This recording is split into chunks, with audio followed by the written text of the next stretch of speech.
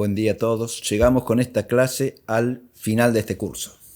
Gracias a Dios hemos podido desarrollarlo y hoy nos toca concluirlo. Hemos presentado una exposición del problema llamado teología de la liberación desde un punto de vista teológico. Ese ha sido el objeto propio de este curso, para lo cual hemos procurado mostrar los ejes que articulan esa manera de pensar, esa mentalidad que se puede llamar teología de la liberación. Y el objeto del curso ha sido encuadrarla dentro de ese gran extravío, de ese gran desvío opuesto a la fe verdadera de la Iglesia, que se llama modernismo. La clase de hoy la voy a dedicar precisamente a mostrar sintéticamente, a partir de lo que llevamos expuesto y teniendo en cuenta algunos pasajes de la encíclica Pascendi del Papa San Pío X, en el cual se exponen y condenan los errores del modernismo,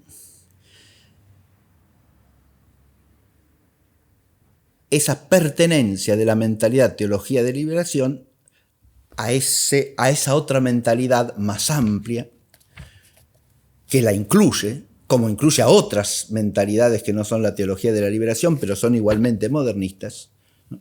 Que es el modernismo.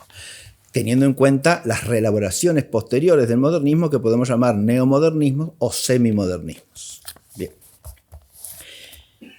Voy a empezar leyendo un pasaje de una conferencia de Monseñor Ruta que está publicada y que se titula El teólogo y la ciudad.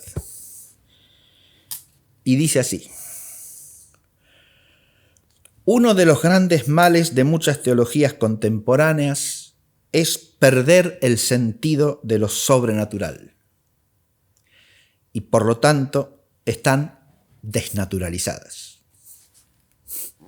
Desnaturalizadas quiere decir aquí que han perdido su esencia, porque una teología que pierde el sentido de lo sobrenatural ya no es teología. Si el teólogo no tiene sentido de lo sobrenatural, si el teólogo no es testigo de esta historia sobrenatural en la cual él está insertado y sobre la cual reflexiona para iluminarse y para ayudar a iluminar a sus hermanos, entonces no tiene nada que hacer. El teólogo puede disolverse en el afán de dialogar y puede perder su propia entidad. Y si pierde ese sentido de lo sobrenatural y si pierde su propia entidad, entonces el teólogo no tiene nada que hacer. Está de más. Este pequeño pasaje constituye indirectamente una crítica al mismo tiempo profunda y suficiente de la pseudoteología de la liberación. Porque si hay alguna mentalidad presuntamente teológica que ha perdido el sentido de lo sobrenatural hasta el punto de rechazar la distinción entre lo natural y lo sobrenatural, es lo que se da en llamar teología de la liberación.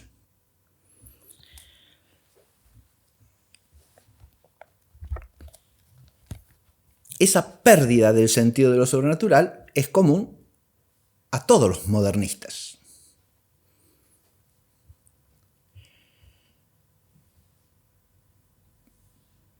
Porque lo que podríamos llamar el punto de partida de la mentalidad modernista es el subordinar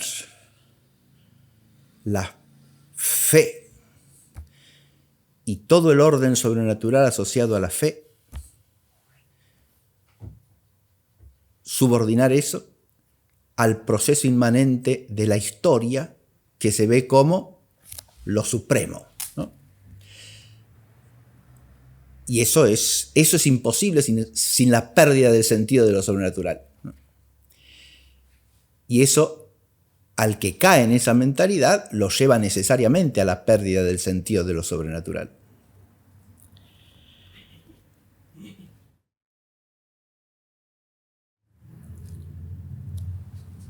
En la primera clase yo hice alusión a la encíclica Pascendi Dominici Grecis de Pío X, dada en Roma en el año 1907, como el documento dogmático más relevante del siglo XX. Y justifiqué esa afirmación sosteniendo que es el documento que ataca el error más pernicioso y más ampliamente difundido contra la fe en el siglo. De ahí su relevancia, está claro. Uno puede decir, bueno, hay otras cosas que formalmente tienen mayor jerarquía. Por ejemplo, la definición dogmática de Pío XII sobre la Asunción de la Santísima Virgen. Es una definición dogmática solemne, cosa que no es una encíclica, que pertenece a lo que llamamos el magisterio ordinario de la Iglesia. Y después ha habido un concilio en el siglo XX, que es el Concilio Vaticano II, que ha emitido un montón de documentos. Y un concilio es también un instrumento del magisterio solemne y extraordinario de la Iglesia, mientras que una encíclica es un documento del magisterio ordinario. Sin embargo, yo creo que esa aserción se mantiene firme porque, primero, en el caso de la definición dogmática de la Asunción, se proclama una verdad de la fe de siempre de la Iglesia, siempre creída en la Iglesia, y no especialmente combatida en el siglo en que es proclamada. Y si alguien rechaza la Asunción en el sentido de la fe de siempre en el siglo XX, ¿a qué se debe?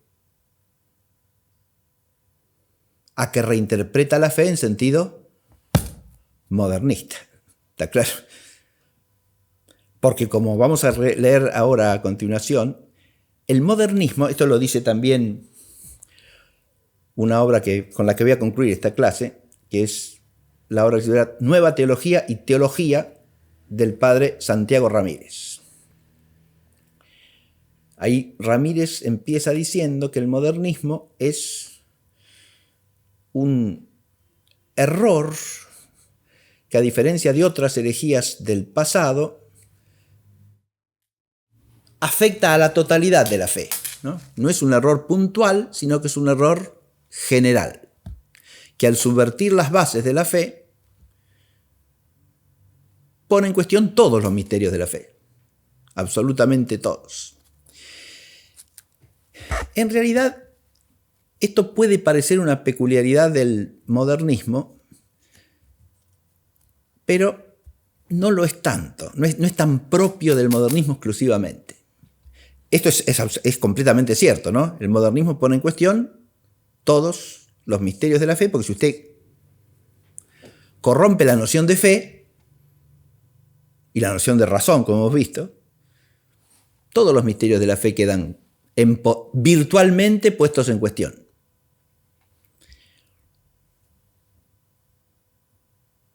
Ahora, en todas las grandes herejías de la historia, de algún modo se pone en cuestión la noción de fe y la noción de razón también.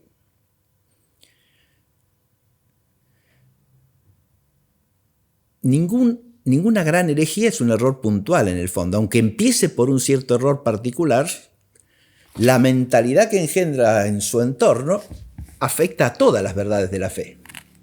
Tomemos el caso del arrianismo, por ejemplo. Acá ya me meto en la historia de los dogmas y de las herejías, pero el arrianismo, como ustedes saben, es la herejía más terrible y sacudidora de la Iglesia entre fines del siglo III y a lo largo de prácticamente todo el siglo IV. El error de Arrio fue condenado expresamente en el Concilio primero de Nicea en el año 325. Pero a partir de ahí, durante un poco más de 50 años, las controversias en torno al arrianismo, con arrianos, semiarrianos, cuasiarrianos, disputando entre sí, disputando con los ortodoxos, agitó a la Iglesia durante todo ese tiempo.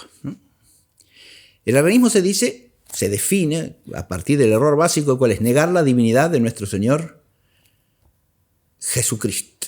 Más precisamente, el arrianismo no es que niegue la divinidad de Jesús diciendo que Jesús es un mero hombre. Ese es el error adopcionista de Pablo de Samosata, que es un hereje del siglo II, y de los ebionitas. Es también el error del Islam, que es una herejía derivada del ebionismo y de todo lo que se llama la concepción de los judeo-nazarenos, ¿no? Bien. Esos niegan directamente que Jesús sea otra cosa más que un hombre. ¿Está claro? Un hombre excepcional, extraordinario, pero un hombre. Como de hecho dicen muchos modernistas también. Un hombre en que se da la experiencia religiosa suprema de la humanidad, un hombre extraordinario, único, un hombre. Los arrianos no decían esto. Los arrianos decían que Jesucristo es el Logos encarnado. Eso no es la fe de la Iglesia. No, porque los arrianos decían que el Logos no es Dios. El Logos, según Arrio, es una criatura. Un ser que empezó a existir después de no haber existido. Una criatura, ¿no? Es la criatura angélica más perfecta, el ser celestial más elevado, pero no es Dios. Dios es solo el Padre, dice Arrio. Con eso Arrio niega la Trinidad, que es Dios, y niega que Jesucristo sea verdadero Dios y verdadero hombre. O sea, de un plumazo suprime los dos misterios centrales de la fe cristiana. Pero cuando se empieza a elaborar el error arriano y a defenderlo de los que lo rechazan, que son los cristianos católicos, de fe verdadera, el más importante discípulo de Arrio en el siglo IV se llamó Eunomio. Y este Eunomio elabora toda una doctrina acerca de lo que es el alcance de la razón humana, sosteniendo que la razón humana de Dios en sí mismo no puede conocer absolutamente nada. Por lo tanto, todo lo que dicen los cristianos católicos acerca de los que se pretenden ortodoxos, acerca de que Dios es trino y uno en sí mismo, es puro palabrerío sin significado. Dios en sí mismo es totalmente incognoscible. Afirmación que resuena en el modernismo. Dios en sí mismo es totalmente incognoscible.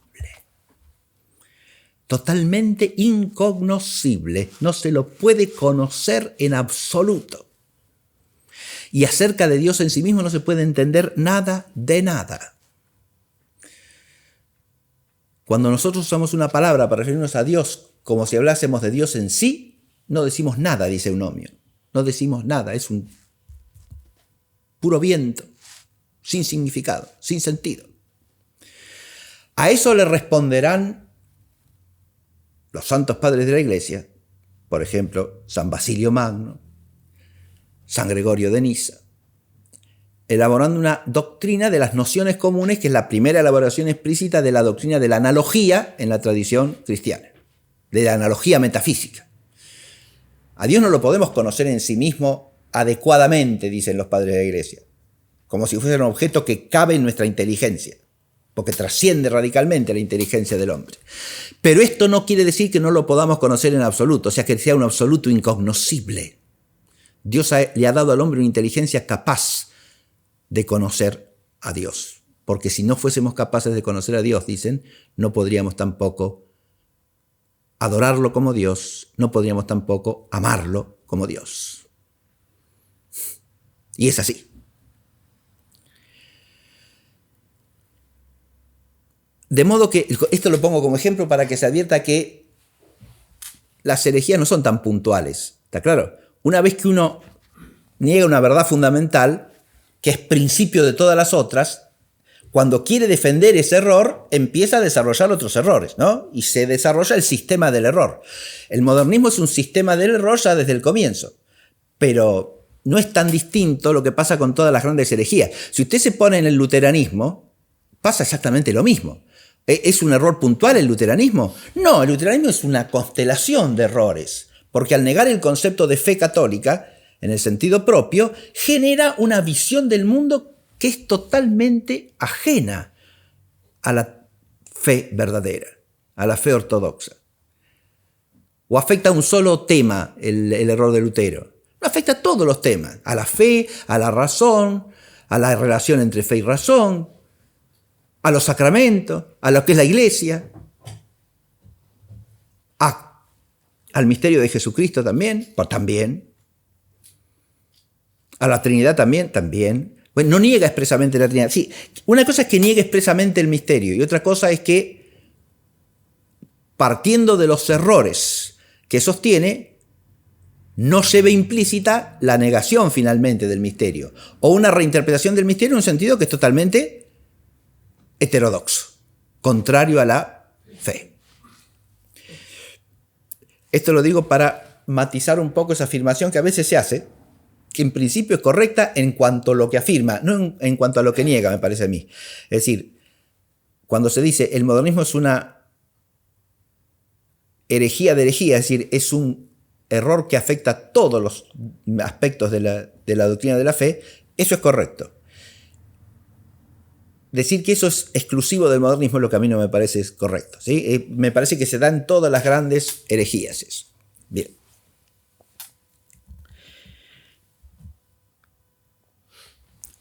Voy a empezar ahora a espigar algunos pasajes de la encíclica Pascendi. Estaba haciendo una justificación que no terminé, retomo eso y después voy al pasaje. Primero dije... hablé de la definición dogmática de Pío XII y después el Concilio Vaticano II. Insisto, esos dos actos formalmente, por su nivel por la jerarquía del acto magisterial, son superiores a la encíclica, pero por el contenido objetivo, me parece que la encíclica es históricamente el texto dogmático más importante, precisamente porque ataca el error fundamental que se difunde en el siglo XX. Y ese error se llama modernismo. ¿Está claro? En la medida en que el combate contra el modernismo desaparece, el error puede difundirse sin obstáculo. Y eso tiene gravísimas consecuencias al día de hoy. Si este curso puede contribuir a algo, es precisamente a cobrar conciencia de esto, ¿no? Al enmarcar a la pseudoteología de la liberación en el marco del modernismo, al situarla en el marco del modernismo, lo que yo pretendo señalar es que el modernismo sigue siendo el más grave problema de concepción contraria a la fe en la Iglesia hoy día. Lo era en 1907, cuando salió la encíclica, y lo sigue siendo al día de hoy. La mentalidad modernista es el problema más grave porque es la fuente primaria de distorsión de la fe y de pérdida del sentido de lo sobrenatural.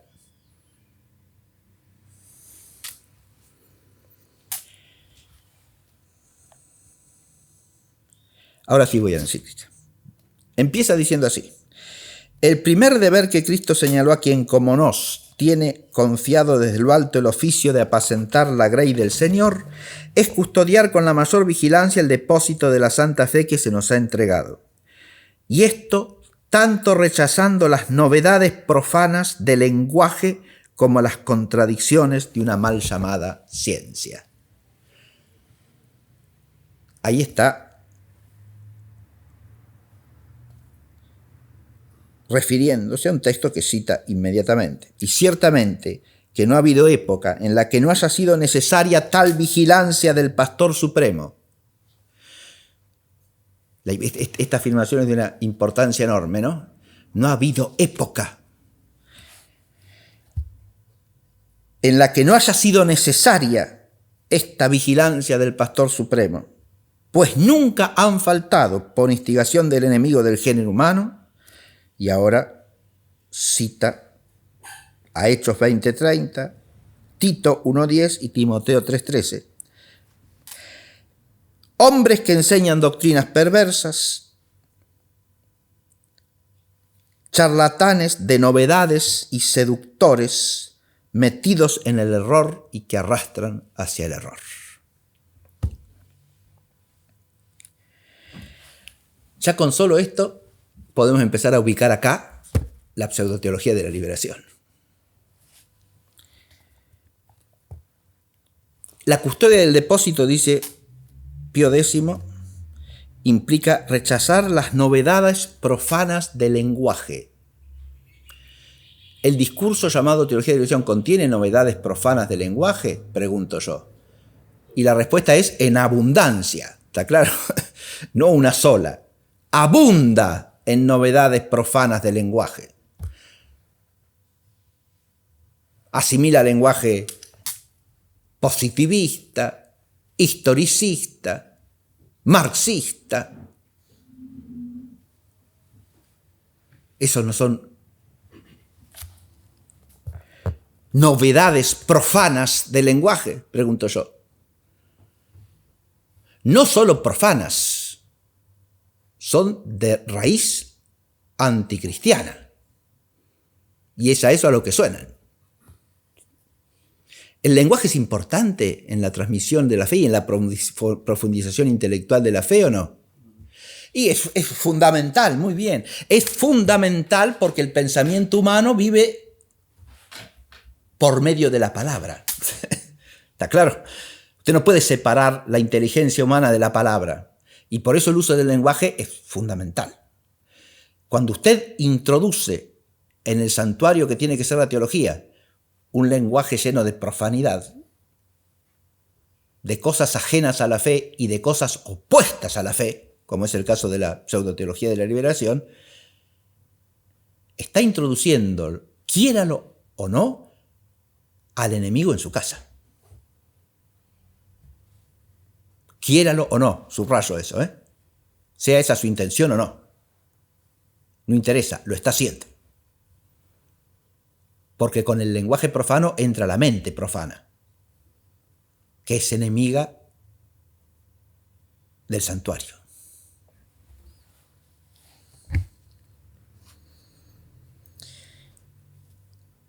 Rechazando las novedades profanas del lenguaje. La expresión latina es profanis vocum novitatius, está bien traducida aquí. Tanto eso como las contradicciones de una mal llamada ciencia, oppositionibus falsi nominis scientiae. Las contradicciones de una pseudociencia. De nuevo, eso afecta a la llamada teología de la liberación. Si hemos seguido este curso, ¿no? En la clase que dediqué a fe y razón, eso aparece con claridad, ¿no? Hay pseudociencia por todos lados.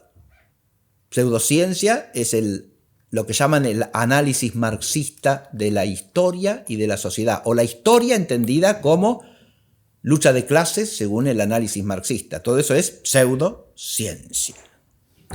Pseudociencia es la concepción de la historia como un proceso de lineal progreso, como una sucesión de edades que se van transformando y en las que el hombre mismo se va transformando. Eso es pseudociencia también. Pseudociencia es el psicoanálisis que entra en la teología de la liberación ampliamente como parte de la mentalidad científica que hay que asumir. Yo ese aspecto no lo he desarrollado básicamente, pero existe en la teología de la liberación con toda claridad. Pseudociencia es la comprensión cuasi panteísta del ecologismo de Leonardo Boff.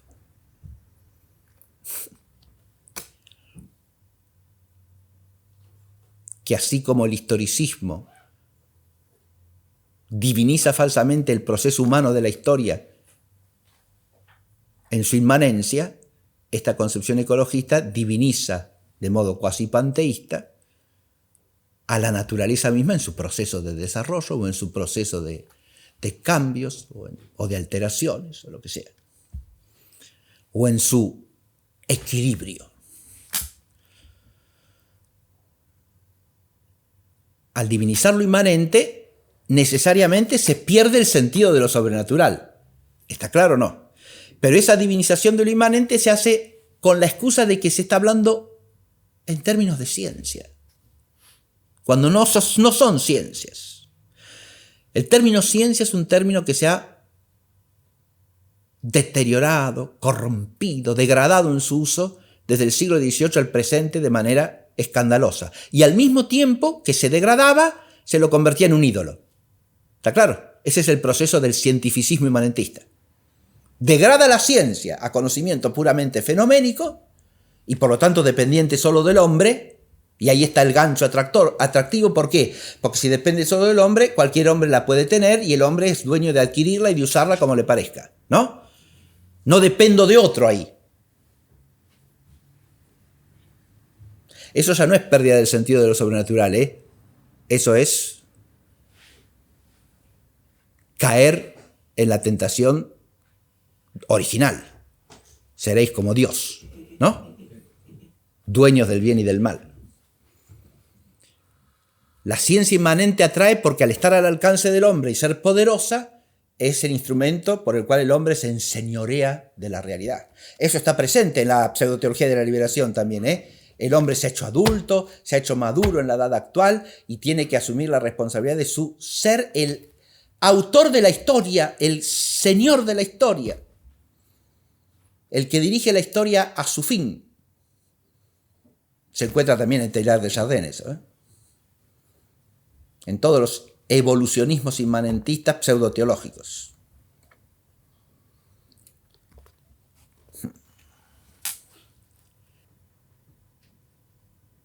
Pero esa ciencia degradada porque es puro fenomenismo, conocimiento de fenómenos, que implica el rechazo de la metafísica como ciencia y de la teología como ciencia.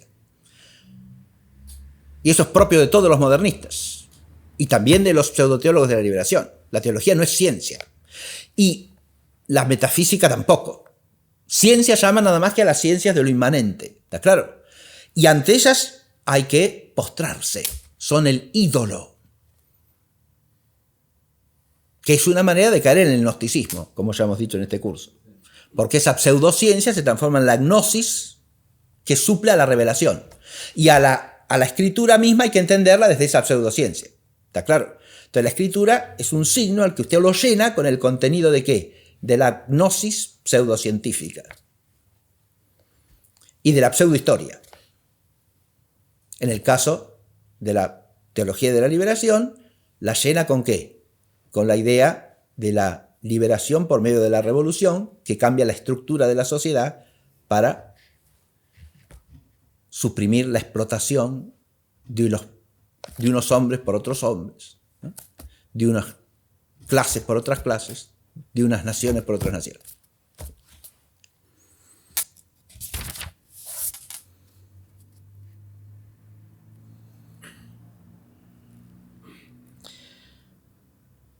Dije otra cosa que ahora me parece importante en la introducción de la encíclica. Pues habría que leerla toda, ¿eh? Yo les recomiendo que la estudien esta encíclica. Hay que estudiar. Este es un documento que hay que estudiar. Dicho sea de paso, hoy día no se lo estudia casi en ninguna parte, ¿eh?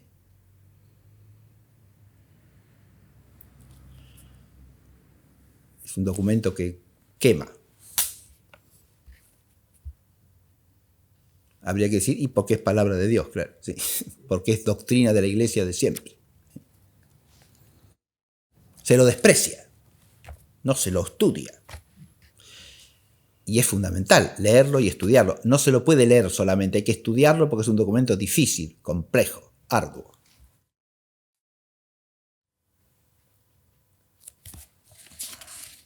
Como los modernistas, este es el nombre que con razón se les da, utilizan la táctica insidiosa de no exponer sus doctrinas orgánicamente estructuradas, sino desarticuladas, para que parezcan inconexas y poco concretas, cuando en realidad son firmes y consistentes, lo primero que hay que hacer es presentar esas doctrinas en su conjunto, señalando los lazos que las unen, y a continuación determinar las causas de los errores e indicar los remedios adecuados para alejar el mal. Acá hay otro error también característico y por lo tanto sintomático de la mentalidad modernista: el rehuir la sistematicidad en sentido clásico. ¿Sí? Eso está en todos los autores de la llamada teología de la liberación, con la excepción, podría decirse, de Gutiérrez, que es el que he tomado precisamente porque es el que más coherente y sistemáticamente expone la mentalidad. Sin escapar a esto que dice acá San Pío X, sin escapar del todo a esto que dice aquí, porque eso de mostrar las doctrinas de una manera desarticulada, sin clara conexión entre sí, también se ve en esa misma obra.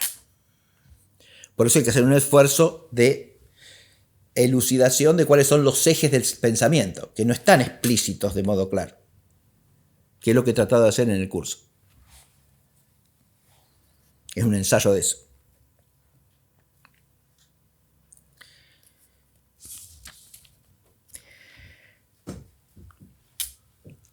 A partir de aquí la encíclica habla del modernista como filósofo, del modernista como historiador, del modernista como teólogo, como apologeta, como exégeta, etc. Va recorriendo los distintos aspectos del teólogo, entre comillas, modernista. Al hablar del modernista como filósofo, empieza con el tema del agnosticismo. Por eso yo me detuve un poco en el arrianismo. Comenzando por el filósofo, los modernistas toman como punto de partida la doctrina filosófica llamada agnosticismo. Esta filosofía recluye a la razón humana en el ámbito de los fenómenos, es decir, en la apariencia que presentan las cosas y en las formas de esa apariencia, afirmando que la razón no tiene ni derecho ni facultades para traspasar los límites de esa apariencia. Está claro esto, ¿no? El fenomenismo es el error básico del inmanentismo del siglo XVIII.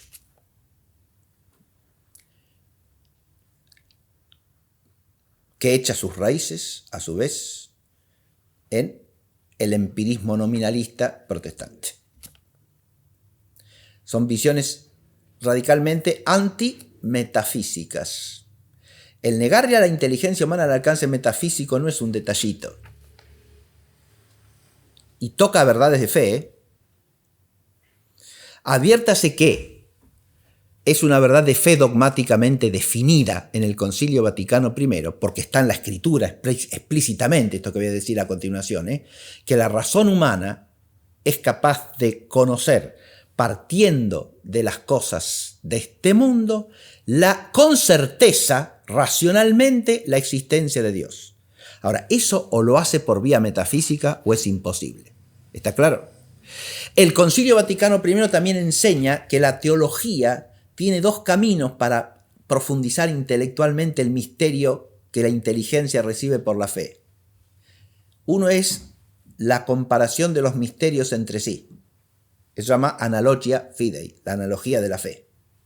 Y la otra, la comparación de los misterios con las realidades naturales. Eso se llama analogia entis, la analogía del ente.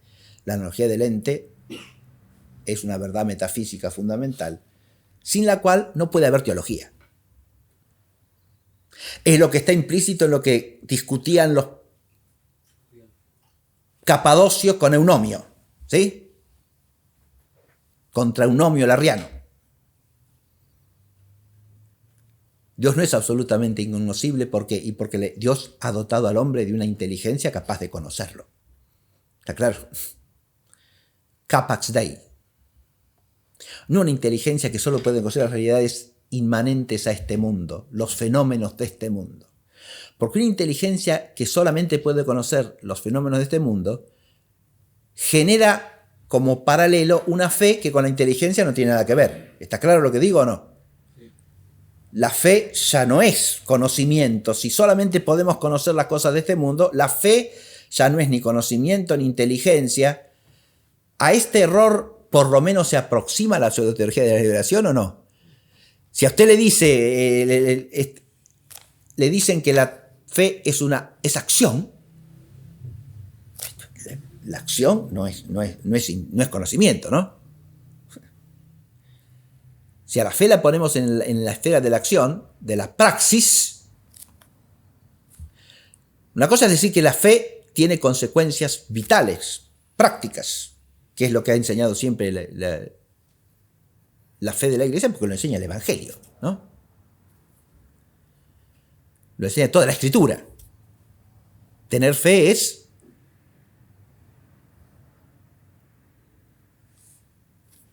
escuchar la palabra de Dios y ponerla por obra. Ahí se concluye la fe, ¿no? No escucharla, qué interesante irse para el otro lado, ¿no? Claro, eso es así, está bien, eso está bien pensado. Pero eso es lo que ha enseñado siempre la Iglesia. La fe tiene consecuencias vitales, ¿no? La mentalidad teología de la liberación no tiene nada que ver con eso. Bueno, pero promueven el compromiso del cristiano con la acción de su tiempo para mejorar las condiciones de vida de los explotados, de los pobres. Mire, si eso se promoviese como una consecuencia de la fe, estaríamos hablando de un tema teológico-moral acá, ¿no? La llamada teología de la liberación es nada más que una proposición sobre teología moral. Entenderla así es un error garrafal. No es lo que ellos pretenden tampoco, es una mentalidad nueva, es una teología absolutamente nueva, que rompe con todo lo que anteriormente se ha llamado teología. Mucho menos se la puede reducir ¿a qué? A una cierta proposición de teología moral, ¿no? O a un conjunto de proposiciones de teología moral que son consecuencias prácticas de la fe. Si la enfocamos así, podemos tratar de las cuestiones a las que se puede referir la necesidad o la conveniencia del cristiano obre en determinados contextos en determinada manera, ¿sí? Pero eso es otra cosa. Eso de alguna manera es lo que promueve lo que llama teología de la liberación, las dos instrucciones de la Sagrada Conexión para la doctrina de la fe. ¿Está claro? Asumen un problema que tiene consecuencias morales y le tratan de dar una respuesta dentro de la moral cristiana. Eso es otra cosa. Eso no es la pseudoteología de la liberación. Cuando los llamados teólogos de la liberación dicen que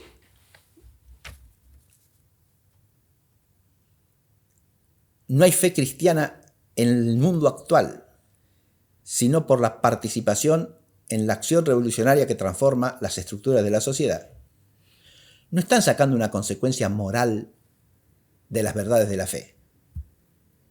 Están sosteniendo una concepción radicalmente errónea acerca de la fe.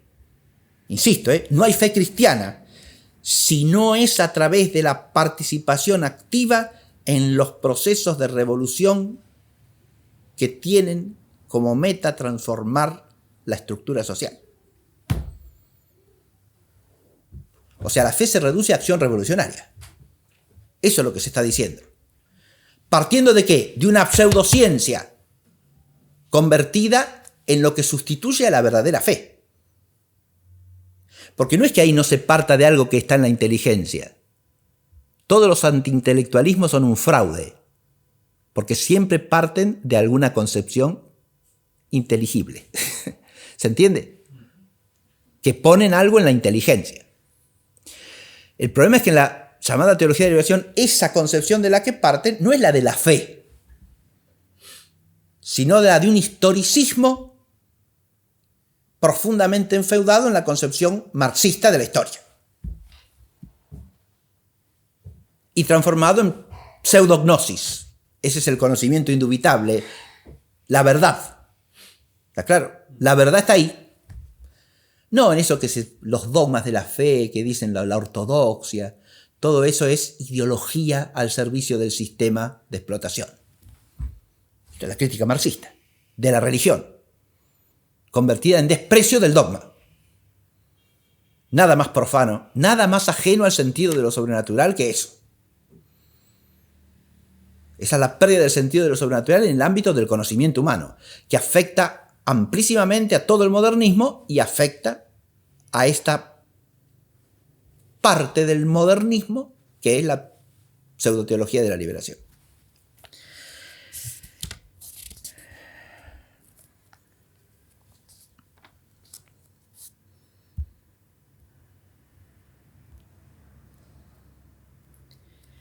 El Papa Pío X, que no habla por sí mismo, sino que habla apoyándose en la fe de la Iglesia, al hablar del agnosticismo teológico de los modernistas, dice lo siguiente.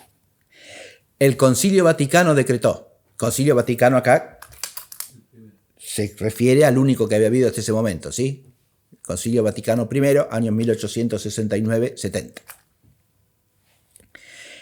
El Concilio Vaticano decretó: si alguien dijere que Dios uno y verdadero, Creador y Señor nuestro, no puede ser conocido con certeza por la luz de la razón natural del hombre a través de las cosas creadas, sea anatema. Es una definición dogmática con su anatema correlativo, ¿está claro? La definición está en el párrafo anterior de la Constitución de Ifilius y acá está el anatema, que es lo que cita Pío X. Igualmente, ahora otro anatema. Si alguien dijere que no es posible o que no es conveniente que el hombre mediante la revelación divina sea instruido acerca de Dios y del culto que se le debe, sea anatema. Y además, si alguien dijere que la revelación divina no puede llevarse a cabo por medio de signos externos y que por consiguiente los hombres solo se deben mover hacia la fe por una experiencia interna individual o por una inspiración privada, sea anatema. No vamos a poner a explicar lo que significan estos tres anatemas y las definiciones de fe correlativa, ¿no? Pero la primera que leí se refiere al conocimiento racional de la existencia de Dios y de sus atributos esenciales. La segunda se refiere a la conveniencia de que la revelación se manifieste de manera tal que sea el hombre instruido acerca de Dios y del culto por la revelación. Esto lo niega la teología de la liberación. Estas verdades que están acá, y acá aparece lo elusivo de la mentalidad, ¿no? Como decía, no exponen sistemáticamente todo lo que sostienen. Directamente no van contra esto, pero la mentalidad que elaboran implica de alguna manera la negación de estas verdades o incurrir en estos errores que están aquí anatematizados. ¿Se entiende? ¿Por qué? Y porque la fe, los motivos racionales de la fe para la teología de la liberación, ¿dónde están? ¿Existe una teología racional para los teólogos de la liberación? Pregunto yo. ¿O no les importa en absoluto eso? No les importa en absoluto, porque la fe es parte del proceso de la historia, está en la historia, ¿no? Nos la encontramos ahí, ya está.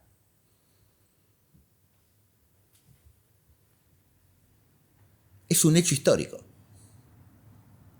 ¿Se entiende? Del que yo soy parte. Ahí está.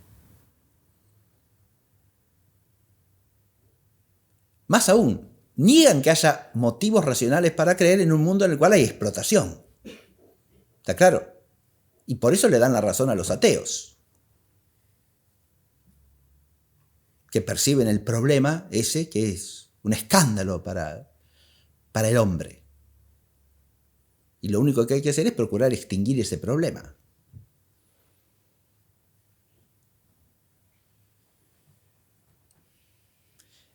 Si lo que se les presenta como fe es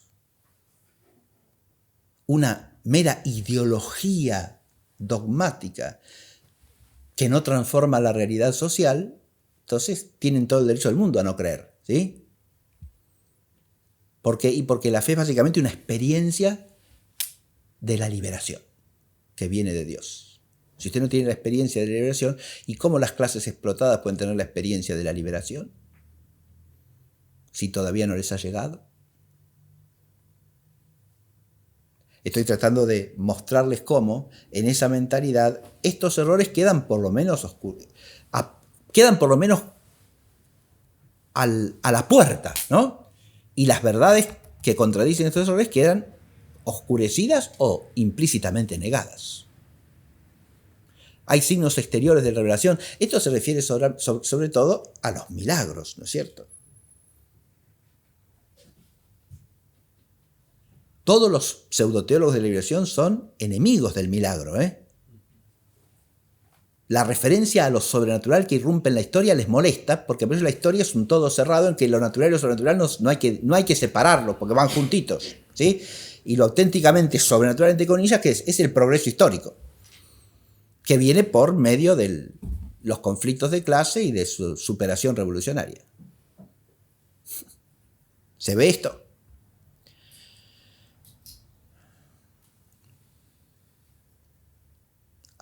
Estas son cosas que hay que detenerse a reflexionar, ¿sí? Por eso digo, esta encíclica hay que estudiarla. Hay que estudiar los autores que elaboran lo que se da en llamar teología de la liberación y hay que comparar una cosa con la otra. Esto es lo que estoy tratando de mostrar en esta clase. No lo voy a hacer en la clase en toda su amplitud. Simplemente estoy mostrando este camino. Se advierte. Este camino implica ir a esta encíclica, recorrer uno por uno los errores que son rechazados en la encíclica, no porque se le ocurra al Papa, sino porque acá está citando documentos de definición dogmática, ¿está claro? Del Concilio Vaticano I, que sí tiene definiciones dogmáticas. El Concilio Vaticano I es plenamente relevante desde el punto de vista dogmático, porque definió varias cosas. Y de nuevo, es un concilio que hoy día prácticamente no se estudia.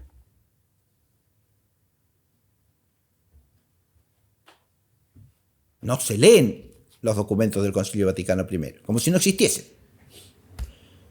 Y se leen, en cambio, documentos del Concilio Vaticano II que no contienen ni una sola definición dogmática.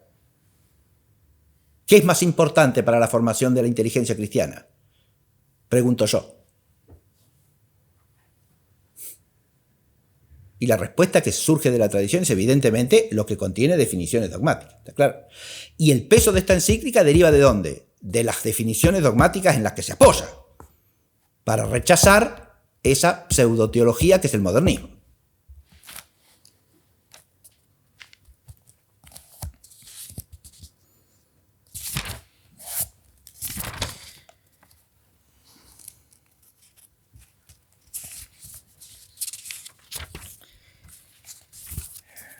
Después habla del sentimiento religioso, que hoy día más bien lo que en estos modernistas que tienen en cuenta la encíclica de Pío X se llama sentimiento religioso, en el neomodernismo de la segunda mitad del siglo XX se llama más bien experiencia religiosa. No sentimiento, sino experiencia, ¿no? La primera expresión es más bien de cuño romántico, sentimiento religioso. Romántico quiere decir del pensamiento religioso del romanticismo alemán, ¿eh?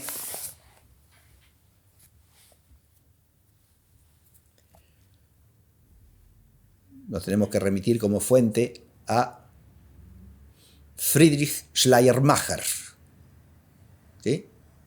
Que es el teórico del concepto de religión en el romanticismo alemán de principios del siglo XIX.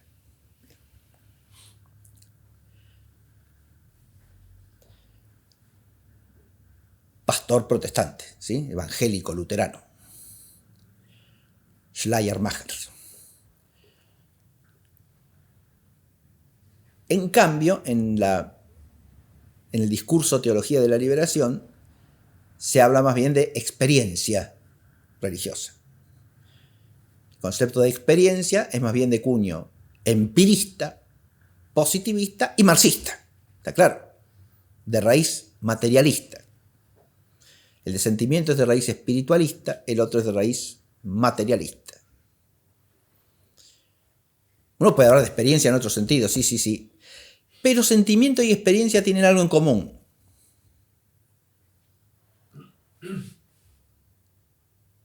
Abren fácilmente el camino a qué. Si la religión es sentimiento, si la religión es experiencia, la religión está centrada en la subjetividad. ¿Se advierte esto? No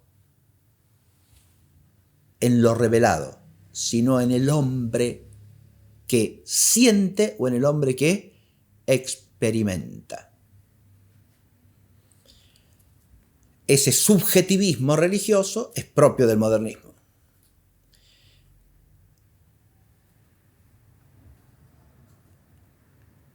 En el esquema del discurso liberacionista, de la teología de la liberación, la experiencia ni siquiera es individual, es colectiva, porque es experiencia de clase, ¿se entiende?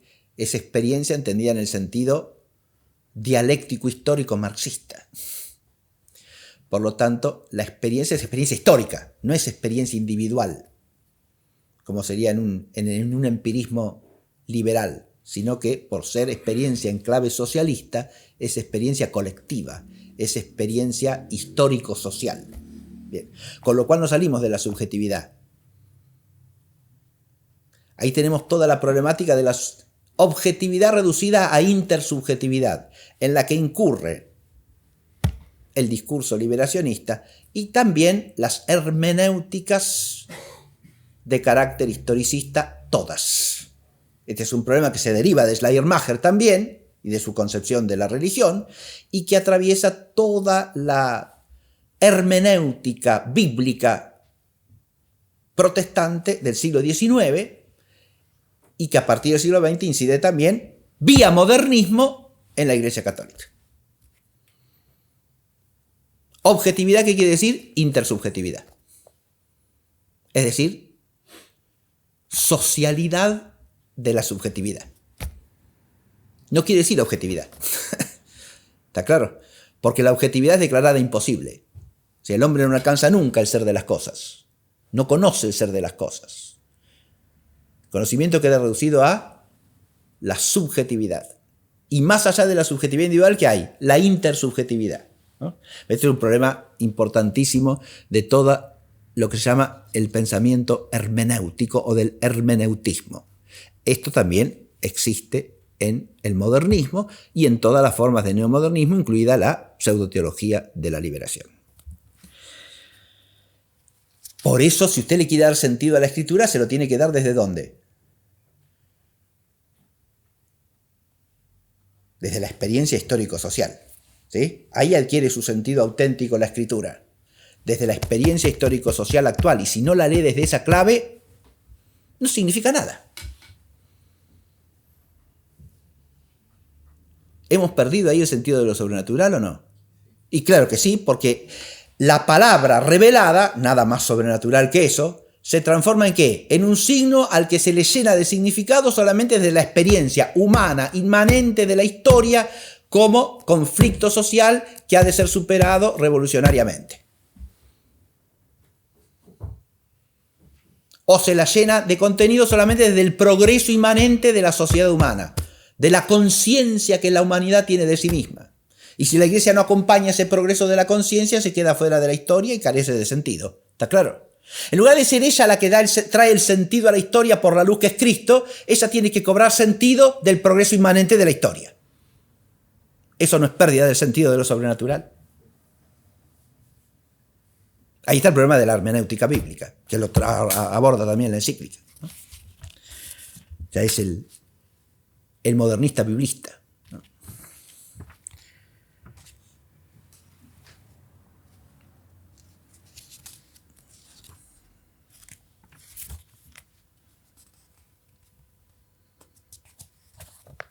Leo un parrafito sobre esto, ¿eh?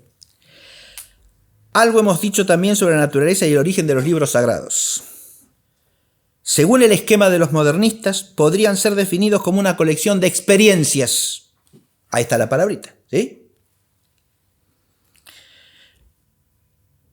Eos ad modernistarum cita definire prove quis possit silogen experienciarum, de experiencias, como una colección, como un conjunto de experiencias. Pero no de experiencias al alcance de cualquiera, sino solo las extraordinarias y destacadas como las ha habido en cualquier religión. En cualquier religión. Acá asoma otro problema del modernismo, ¿no? El indiferentismo religioso. Usted puede decir, bueno, en esta religión hay una experiencia mejor que en la otra. Mucho más que eso no. ¿Sí? No hay la religión verdadera. De nuevo, ¿por qué? Porque la religión es algo de la historia humana. Entonces todas las religiones comparten el proceso histórico de la religión. ¿Se va viendo, va asomando la mentalidad o no? Sí.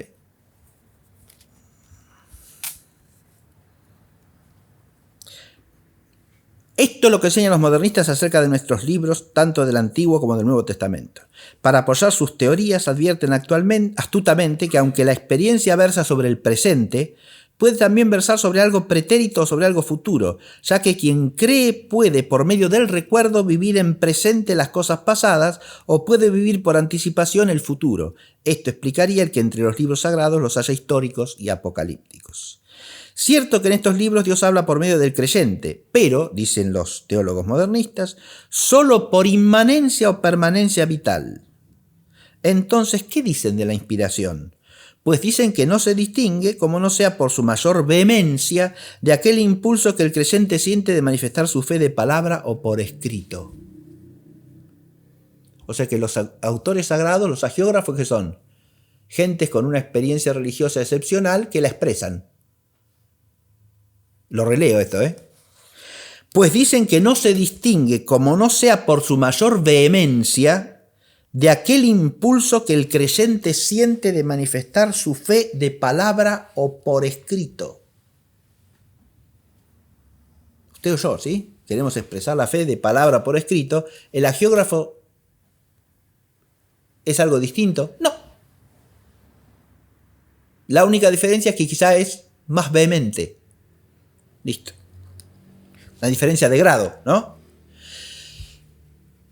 Ahora, detengámonos un poquitito ante esto. Esto no es perder el sentido del don sobrenatural que se llama inspiración, que hace que la palabra divinamente escrita bajo el carisma de la inspiración sea palabra de Dios. Ahí hay una diferencia esencial, ¿no? Pero si usted dice que lo sobrenatural y lo natural no pueden separarse porque son una unidad en la historia, entonces cae en esto. ¿Está claro? Aunque no diga esta barbaridad expresamente, como la está explicitando en la encíclica Pío X, la está pensando implícitamente. Porque si no se puede separar, no hay que caer en el dualismo de lo natural y sobrenatural. Cuando usted habla del hagiógrafo, habla de un hombre que ha tenido una experiencia religiosa y la ha expresado muy vehementemente. ¿Sí? Algo parecido a la inspiración poética, por lo que alguien dijo, Dios está en nuestro interior cuando nos agita, nos enardecemos. En este sentido es como se dice que los libros sagrados son inspirados. Los modernistas añaden que no hay nada en esos libros que carezca de esta inspiración. Cuando afirman esto, se podría pensar que son más ortodoxos que otros que reducen la inspiración excluyendo de ella las llamadas citas tácitas. Pero es un mero juego de palabras, un engaño, pues si consideramos la Biblia de acuerdo con los principios del agnosticismo como algo humano hecho por los hombres para los hombres, aunque el teólogo pueda calificarla de divina por inmanencia, ¿cómo puede restringirse la inspiración? Cierto que los modernistas afirman la inspiración general de los libros sagrados, pero no en el sentido católico. Sobre esto podríamos hacer varias clases para que se entienda bien. ¿Se entiende? Yo les estoy dando un camino aquí. Estoy insinuando un camino que se puede hacer y que es totalmente conveniente hacer, en mi opinión, y hasta necesario, para ir viendo la comparación entre lo que escriben y dicen los llamados teólogos de la liberación, y el modernismo como lo describe esta encíclica. ¿Se entiende? Y que hay una profunda, no solo afinidad, sino una profunda participación de la mentalidad teología de la liberación en la mentalidad modernista.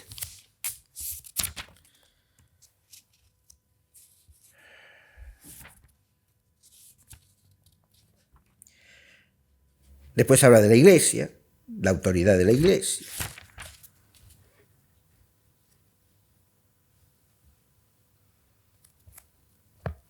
Fíjense lo que dice aquí, que les va a sonar a actualidad esto. La naturaleza de la autoridad de la Iglesia se puede deducir de su origen. Y de naturaleza se deducen los derechos y los deberes. Antiguamente fue un error común considerar que la autoridad de la Iglesia había venido desde fuera, en concreto directamente de Dios. Por eso se la consideraba como autocrática. Ahora esto ya está superado. Del mismo modo que la Iglesia ha procedido de las conciencias de la colectividad, la autoridad emana vitalmente de la misma Iglesia, del pueblo, ¿sí? Por consiguiente, igual que la Iglesia, también la autoridad brota de la conciencia religiosa. Ahora no del pueblo todo, sino del pueblo que es consciente del progreso, ¿sí? ¿Está claro? Y está subordinada a esta. La autoridad está subordinada a la conciencia religiosa. ¿Se ve? O sea, la autoridad en la Iglesia existe ¿para qué? Para proclamar lo que la conciencia religiosa, evolucionando en el proceso de la historia, llega a descubrir. ¿Se ve? Si esto no es progresismo inmanentista, si esto no es modernismo. Por eso, para los teólogos de la liberación, si la autoridad de la Iglesia dice, no, eso que usted está pensando es un error peligroso para la fe, como dicen las instrucciones de varios aspectos de las instrucciones que mencioné en la clase pasada, a las que hice una cierta crítica, no por lo que rechazan muy legítimamente de la teología de la liberación y apoyándose en el magisterio y en la fe de la Iglesia, sino por la restricción con lo que lo hacen, más bien, ¿sí? Pero cuando los teólogos de la liberación rechazan eso y dicen eso es nada más que una teología, si se refieren a lo que es ensayo teológico en esos documentos, puede aceptarse. Si se refiere a lo que en esos documentos se dice desde la fe de la Iglesia, es inaceptable. Pero para ellos la fe de la Iglesia son ellos, porque ellos son la conciencia progresista de la humanidad. Y no hay más autoridad que la que se subordina a la conciencia. La autoridad está para subordinarse a la conciencia. ¿Se entiende? ¿Es claro esto o no? Si usted lo pasa al orden político es lo mismo, ¿sí? La autoridad política ¿para qué existe? Para subordinarse a la conciencia de las élites progresistas, ¿se entiende? Si usted se subordina a esas, es una autoridad aceptable. Si no, es una autoridad autocrática, tiránica, que pretende que su autoridad viene de otro lado, viene de fuera, no viene de la inmanencia de la historia. Esto tiene un correlato político clarísimo, ¿se entiende, no? Por eso después va a parar a la relación entre la Iglesia y el Estado, la encíclica claramente. Y sostiene que los modernistas subordinan la Iglesia al Estado. Contra la fe de la Iglesia.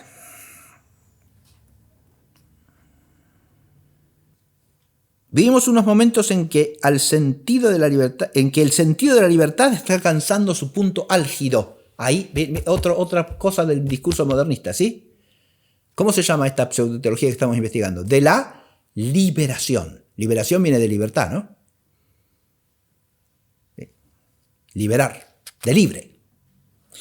Estamos en unos momentos en los que el sentido de la libertad ha alcanzado su punto álgido. Lamentablemente, cosas parecidas se leen en algún documento del Vaticano II, ¿sí? El hombre contemporáneo ha alcanzado un sentido de la libertad extremo. ¿Es cierto eso? En un mundo en el cual, fíjese, hago a ver una sola cosa. El sentido auténtico de la libertad es correlativo del sentido de la responsabilidad del hombre sobre sus propios actos, ¿o no? La responsabilidad del hombre sobre sus propios actos es inseparable del sentido de la culpa y del pecado. ¿Está claro o no? La tendencia del mundo llamado contemporáneo ¿es hacia una lúcida conciencia del pecado o más bien a suprimirla? desde los trasfondos psicoanalíticos, marxistas, positivistas, etcétera, etcétera. ¿Está claro? O se diluye en la colectividad, es una falla de la estructura, ¿no? Como en todos los socialismos aborígenes, lo que está mal es la sociedad, no el hombre. El hombre hace cosas malas porque la sociedad está mal organizada, ¿sí? Usted corrija la estructura de la máquina y ya los hombres van a ser todos buenos. ¿Está claro? Ayer nomás leía, en realidad no sé si es una declaración oficial o qué es, pero me resultó espeluznante en relación con el sínodo de la sinodalidad que se está celebrando. No sé quién salió a decir que había que corregir las estructuras de la iglesia de tal manera que los hechos de abusos a partir de ahora resulten imposibles. ¿Cómo se puede llegar a decir semejante disparate? ¿Está claro? Usted va a hacer imposible el pecado con una transformación estructural de la iglesia. ¿Qué quiere decir eso? El pecado es siempre lamentable, pero ¿dónde se ha visto que a alguien se le ocurra decir, sea obispo, papa o quien sea, que va a hacer una transformación estructural que va a abolir el pecado? O que va a ser imposible el abuso. Dicho sea de paso, el decir eso ya es un abuso. Es un abuso de la paciencia de los creyentes también, ¿no? No se puede decir semejante disparate. Usted va a hacer una transformación estructural que va a ser imposible el abuso. ¿Qué quiere decir eso? Es esta mentalidad, ¿eh? ¿Se entiende? ¿Pero eso es correlativo del sentido de libertad? No.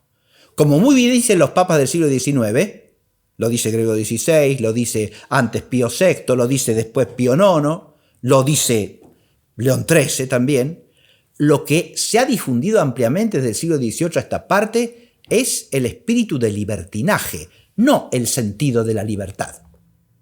Y una cosa y la otra son esencialmente distintas y son opuestas entre sí. Usted no puede llamar sentido de la libertad a la pretensión de que yo tengo derecho a hacer lo que a mí me parezca bien, porque me lo parece. Eso no es sentido de la libertad. ¿Está claro? El sentido de la libertad es inseparable del sentido de la responsabilidad. El sentido de la libertad es inseparable del sentido de la verdad. Y el auténtico sentido cristiano de la libertad es inseparable del sentido de lo sobrenatural. Porque como la libertad es un don dado por Dios al hombre como criatura, hecha a su imagen, según su semejanza, la libertad es un don sagrado. Y si usted no tiene sentido de lo sobrenatural, no tiene el sentido correlativo del misterio de la libertad y de la sacralidad del ejercicio de la libertad. Porque cuando usted decide, cuando usted elige, está haciendo una elección, una decisión de consecuencias, si es una decisión que afecta a la fe, de consecuencias eternas, no temporales. ¿Está claro? El sentido sobrenatural de la libertad, eso es lo que está ampliamente difundido en el mundo actual, pregunto yo. Por eso es jugar con las palabras, ¿entiende? Es admitir las profanas voces como si fueran verdad. De nuevo, es pérdida del sentido de lo sobrenatural, ¿eh? ¿Está claro? Usted no puede confundir la libertad en el sentido, primero en el sentido antropológico auténtico, ni mucho menos la libertad de los hijos de Dios en Cristo, con el libertinaje propugnado por las ideologías inmanentistas, que es la libertad del hombre sin el límite de lo trascendente. ¿Se entiende? Una libertad que se autopone límite, el límite que quiere y que elige, por consenso. Y nada más. Eso es libertad. ¿Esa es la libertad del hombre? ¿O es una deformación grotesca de la libertad del hombre? Y decir que un mundo en el que pulula esa mentalidad es un mundo en el que hay un agudo sentido de la libertad, llegado a su culmen, como dice acá el modernismo, el sentido de la libertad, es decir, un disparate. Lo que ha llegado a su culmen es la deformación del auténtico sentido de la libertad, no el sentido de la libertad.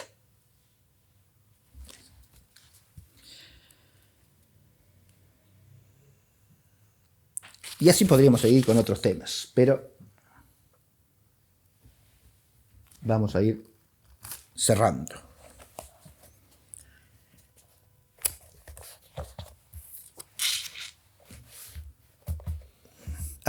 Perdón, voy a leer una sola cosita más, que es el modernista historiador, porque esto es importantísimo para la pseudoteología de la liberación, que es un pensamiento historicista. ¿Está claro?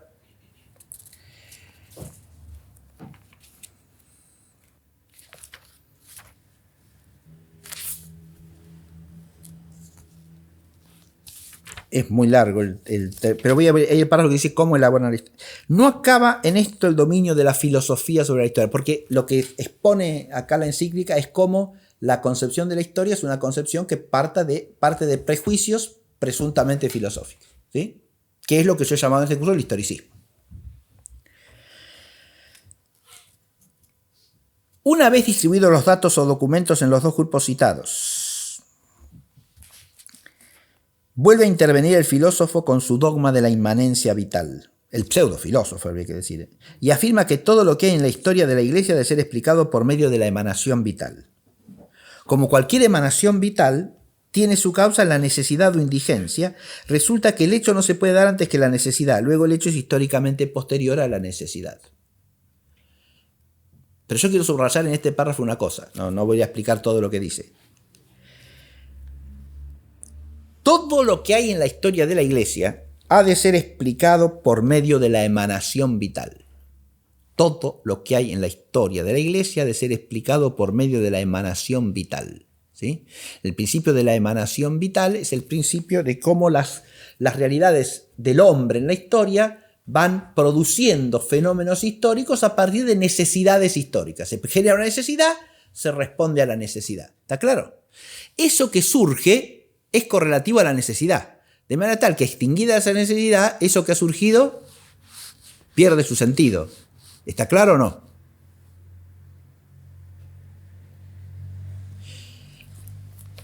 Y como eso es un proceso constante, cuando usted quiere recurrir para rebatir sus errores a una definición dogmática del pasado, ¿qué le dicen los modernistas? Eso es una emanación vital producida en la Iglesia por una necesidad de aquellas circunstancias que hoy ya no existe. Está superada. ¿Está claro? Todo su sentido se agotó ¿en qué? En responder a cierta necesidad del momento. Ya está. Si usted ahora vuelve a alegar eso, es pura ideología vacía de significación. No tiene entidad histórica. Carece de entidad en la inmanencia vital de la historia. Es una emanación ya fenecida. ¿Se advierte? Por lo tanto, no puede haber nada que permanezca en la historia. ¿Qué pasa con la fe ahí? ¿Qué pasa con la teología con mayúscula, que es la de siempre? La que enseña las mismas verdades siempre. La escriba San Ireneo de León, San Agustín, San Juan Damasceno, San Anselmo, Santo Tomás de Aquino, el Padre Ruta o Santiago Ramírez. Empecé con el siglo II, ¿sí? San Ireneo de León, y termino en el siglo XX. Y si usted lee a unos y otros teólogos, se encuentra con la misma teología, que es profundización intelectual de la fe de la Iglesia. ¿Está claro? Pero si usted va a leer a Gustavo Gutiérrez, o a Segundo, o a Galilea, o a Dussel, o a Echacuría, no se encuentra con la teología de siempre. ¿Está claro lo que digo? Ni se puede encontrar, porque parten de esta mentalidad.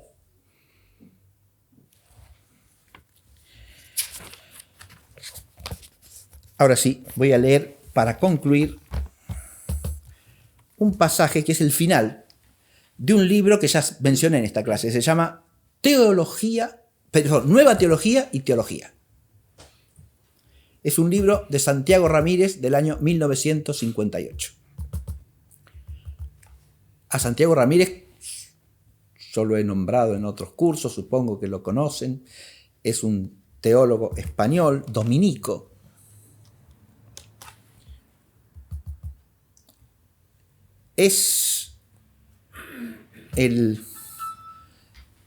En mi opinión, es el miembro más destacado, ilustre de la escuela teológica tomista del siglo XX. El único que puede ponerse al nivel de los grandes comentaristas de Santo Tomás de otros siglos. No existe otro, que haya comentado una buena parte de la Suma de Teología de modo sistemático, al modo que empezaron a hacer los grandes comentaristas a partir del siglo XV, ¿sí? Con la Suma de Teología y con la Suma contra Gentiles, pero sobre todo con la Suma de Teología. Juan Capriolo, Cayetano, Báñez, Soto, Francisco Toledo, Francisco Suárez, Juan de Santo Tomás, Goné Villar. Bien.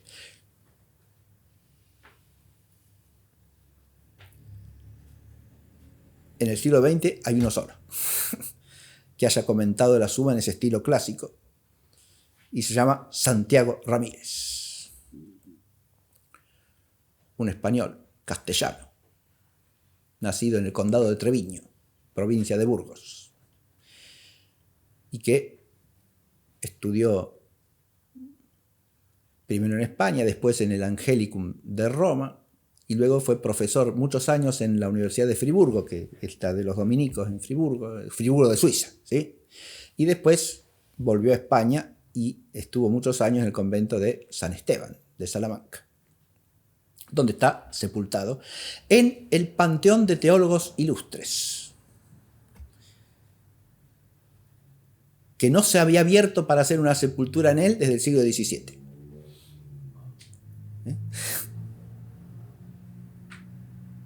Es decir, el último teólogo ilustre sepultado ahí fue en el siglo XVII, ¿sí? Y ahí fue sepultado en el siglo XX Santiago Ramírez, en sus restos, porque su alma seguramente estará en la gloria del cielo. Dice el final de este libro. Lo presento por si no se lo conoce a Santiago Ramírez. Este libro les recomiendo también leerlo entero, porque es una sólida crítica a esa nueva teología que pretende ser otra cosa esencialmente distinta que la teología de siempre, dentro de la cual hay que enmarcar la pseudoteología de la liberación, porque la idea esa de una nueva teología que no existió nunca y que recién empieza a existir ahora ya es modernista. Está claro. Si usted es un teólogo católico en sentido propio, entiende que la teología que usted hace es parte de una tarea plurisecular que empezó con la Iglesia misma. ¿Está claro? Es algo más en una tradición constante. No es una teología que aparece de golpe porque la historia, en su proceso inmanente de progreso, la hace existir como un fenómeno nuevo que responde a una necesidad completamente nueva. ¿Se entiende? Dice así, don Santiago Ramírez: el verdadero teólogo, tal como lo describe el Concilio Vaticano, primero, ¿se entiende? ¿No? Esto es del año 1958, insisto, este libro. Llevando siempre por delante la antorcha de la fe, esto es fundamental, ¿eh? Llevando siempre por delante la antorcha de la fe. La antorcha quiere decir que la fe es lo que ilumina, ¿no? Lo que ilumina no es la ciencia del mundo. La luz principal para el teólogo, ¿de dónde viene? De la fe. Viene de Dios, no viene del mundo, no viene del hombre. Las luces que vienen de la inteligencia humana son instrumentales para el teólogo, no son la luz principal.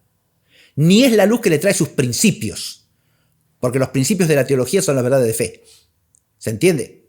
por las cuales la inteligencia del teólogo participa de la ciencia de los bienaventurados y de la ciencia que Dios tiene en sí mismo. Eso lo enseña Santo Tomás, ¿no? Lo dice Monseñor Ruta también en esta conferencia.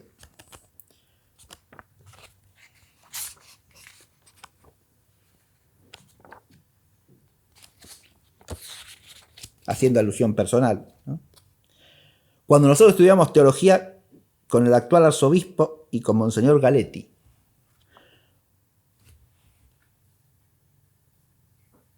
el actual arzobispo en ese momento era Monseñor Quarrachino. Sí.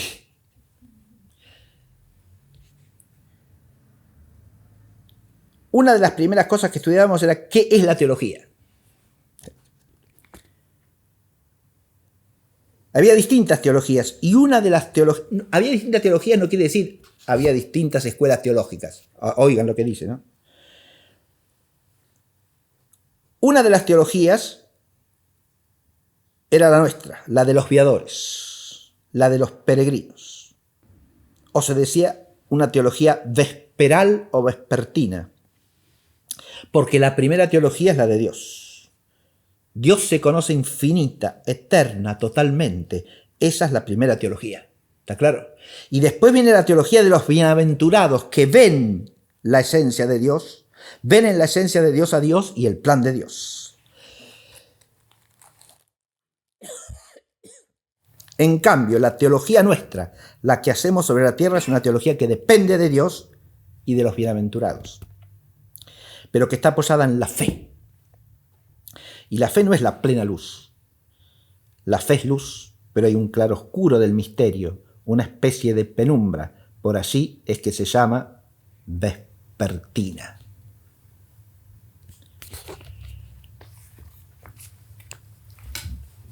O sea, de la tarde, del atardecer.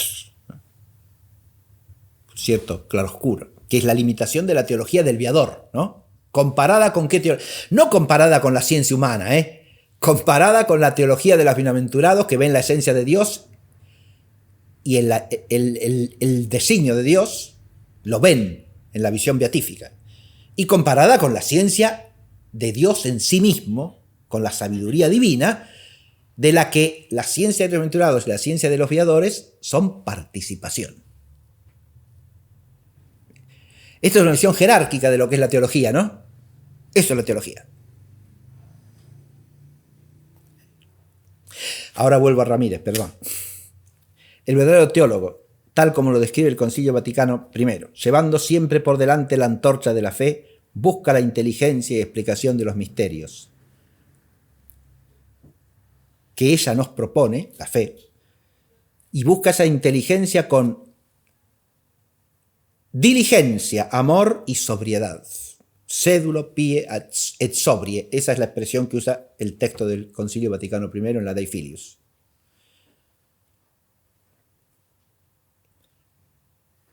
Ratio, fides illustrata, la razón ilustrada por la fe, puede alcanzar una cierta inteligencia de los misterios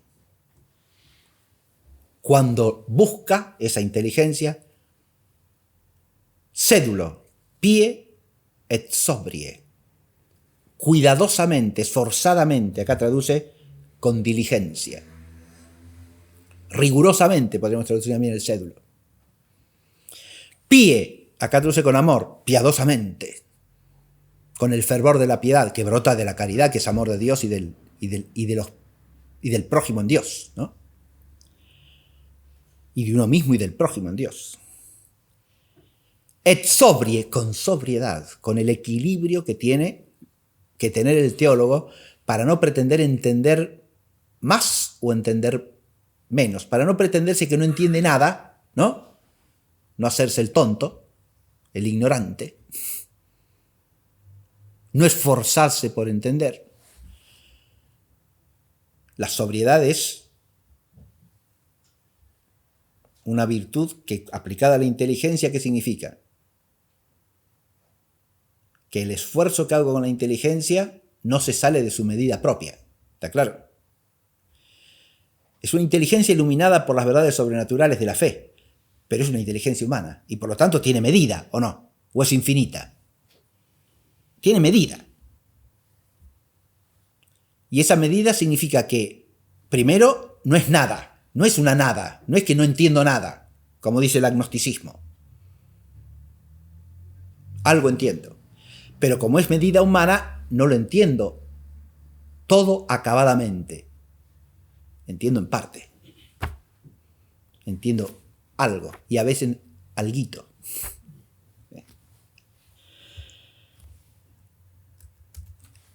No es la actitud gnóstica de los modernistas, que en la esfera en que entienden, lo entienden todo. Porque como son agnósticos respecto a lo trascendente, lo que entienden, lo entienden acabadamente, porque les viene de la ciencia. ¿Se entiende lo que digo o no? Eso es a lo que yo me referí con la pseudociencia convertida en gnosis. Para lo cual emplea fundamentalmente dos caminos. No voy a comentar más el texto del clérigo hasta el final, porque si no, nos pasamos de largo. Uno, la comparación de unos misterios con otros y con el fin último del hombre, en donde todos convergen. Otro, la comparación de los mismos con las verdades de orden natural sólidamente establecidas, como de otras tantas analogías que nos los hacen vislumbrar de alguna manera. Acá no está más que poniendo lo que dice la Constitución de Filius, ¿sí? Cita Denzinger, número 1796. Esto que está poniendo acá Ramírez es un párrafo de la Constitución de Filius, donde se define lo que es la teología, en el sentido de siempre. Es esto.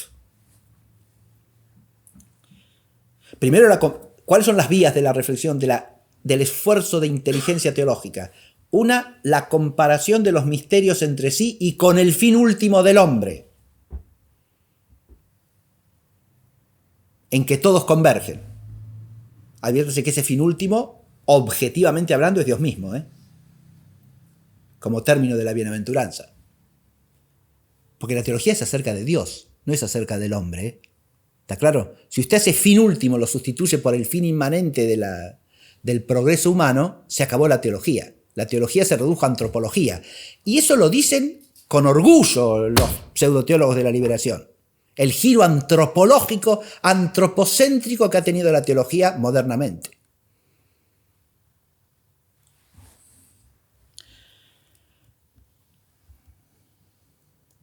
Y después por analogía con las verdades naturales, es decir, con las verdades que alcanza la inteligencia humana acerca del ser de las cosas. Sin esa analogía del ente, que o es metafísica o no se puede aplicar en la teología, porque si usted quiere entender por analogía algo de Dios, no puede hacerlo con conceptos de orden meramente físico o de orden matemático, que están ligados a la materia, siendo Dios puro espíritu absolutamente actual. ¿Está claro? Acto puro de ser, puramente espiritual. No le puede aplicar a Dios en sentido propio, por analogía, conceptos tomados de la materia. ¿Está claro lo que digo? O le aplica nociones de orden metafísico, como son esencia, sustancia, subsistencia, persona, en sentido metafísico. Hipóstasis, dice el griego.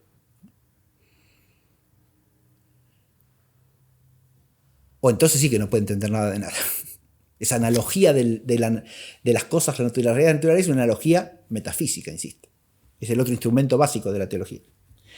Pero sin perder nunca el sentido del misterio ni pretender comprenderlos perfectamente.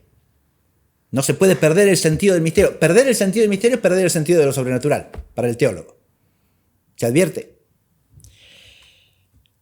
Cuando usted la teología la centra en cosas que en realidad entiende tanto usted como el marxista ateo, ¿sí?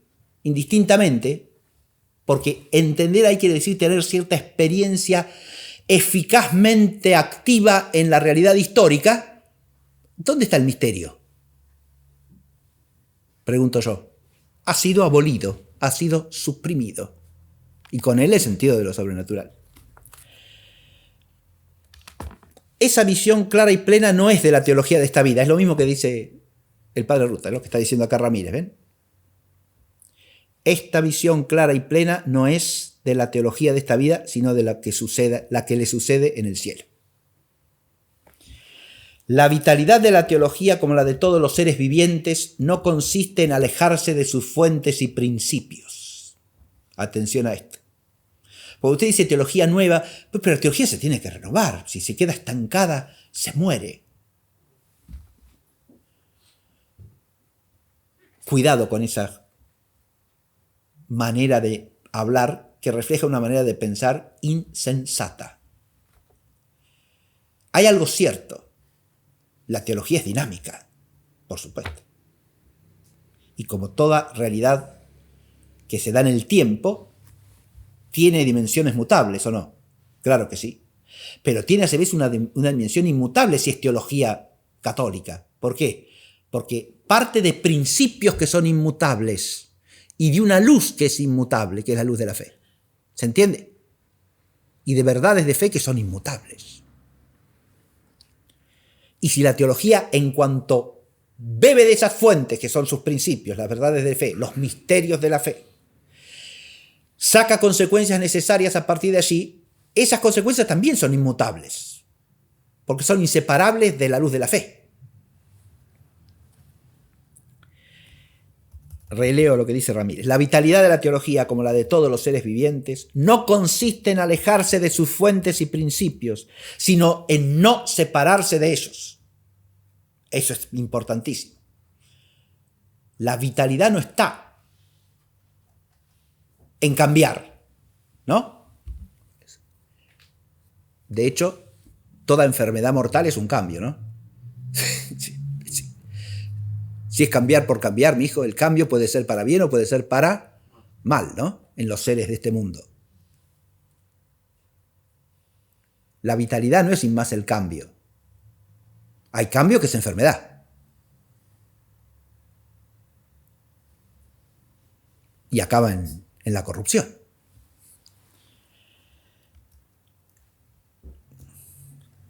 La vitalidad de la teología, como la de todos los seres vivientes, no consiste en alejarse de sus fuentes y principios, sino en no separarse de ellos, en estar siempre en contacto con ellos, en beber y alimentarse de ellos a boca llena. Las ciencias no deben perder nunca el contacto con la experiencia que es su fuente, las ciencias de orden humano, digamos, ¿no? No deben perder nunca el contacto con la experiencia que es su fuente, ni con los principios intelectuales racionales que son su fuente. Agrego yo. La historia debe estar siempre con la vista puesta en el documento que le da el ser, también, ¿sí? Y en la tradición de la cual recibe la posibilidad de entender el documento, agrego. La filosofía necesita volver siempre al agua cristalina de sus principios para no ahogarse de sed, también, ¿está claro? La teología igualmente ha menester alimentarse de sus principios y saturarse de ellos.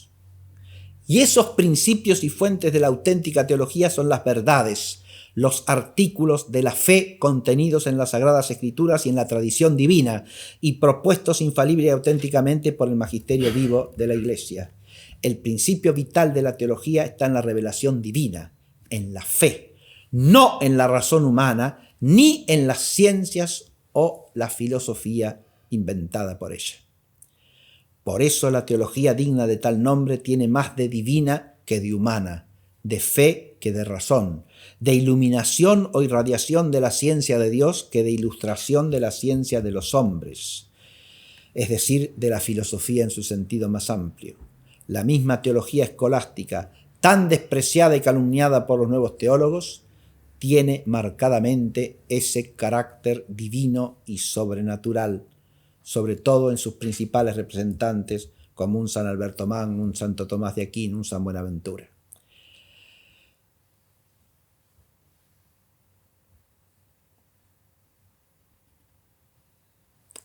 Digo de paso, esto que dice, este rechazo de la teología escolástica, que es tan propio de todos los nuevos teólogos modernistas, ¿sí? Como los pseudoteólogos de la liberación, que consideran eso una antigualla del pasado. Entre las proposiciones condenadas en el sílabus de Pío IX, hay una que dice: la teología escolástica o el método escolástico de la teología es absolutamente inadecuado a las necesidades modernas. ¿Está claro? Eso es una proposición rechazada como errónea. La nueva teología, por el contrario, ha invertido los valores, yendo al remolque de algunas modernas y fementidas filosofías, o sea, pseudofilosofías, y descristianizándose con ellas después de abandonar las verdaderas fuentes de la teología auténtica. Acá está describiendo lo que le pasa a la pseudoteología de la liberación, creo yo. Repito esto. La nueva teología, la que se llama así orgullosamente, quiere decir, porque pretende ser una teología adecuada a la modernidad y superadora de todo lo pasado. Ahí se encuadra perfectamente la pseudoteología de la liberación. La nueva teología, por el contrario, ha invertido los valores, yendo al remolque de algunas modernas y fementidas filosofías y descristianizándose con ellas, porque esas pseudofilosofías son anticristianas, ¿sí? Entonces, al asumirlas como la luz, se descristianizan con ellas, después de abandonar las verdaderas fuentes de la teología auténtica. Es una trágica ironía llamar teología viva y renovada a la que, separándose de su principio vital, camina por las sendas de la muerte.